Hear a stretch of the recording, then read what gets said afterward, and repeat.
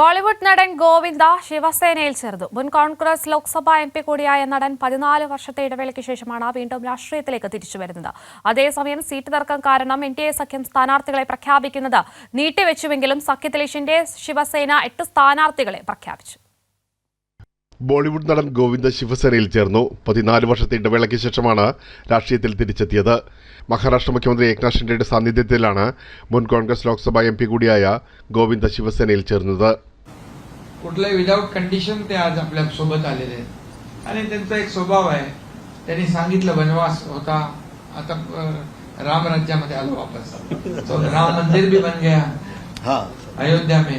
60-കാരനായ നടനെ തന്റെ പാർട്ടിയിലേക്ക് സ്വാഗതം ചെയ്യുന്നുവെന്ന് ഏക്നാഥ് ഷിൻഡെ പറഞ്ഞു. 2004-ലാണ് ഗോവിന്ദ രാഷ്ട്രീയത്തിൽ പ്രവേശിച്ചത്.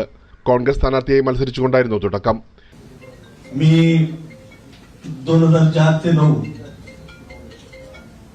सुरुवातीला पॉलिटिक्समध्ये असताना बाहेर पडल्यावर मला असं वाटलं होतं की आता पुन्हा कदाचित मी या बाजूला दिसणार नाही. മുംബൈ നോർത്ത് ലോക്സഭാ സീറ്റിൽ BJP നേതാവായ രാം നായിക്കിനെ പരാജയപ്പെടുത്തിയാണ് ഗോവിന്ദ MP ആയത്.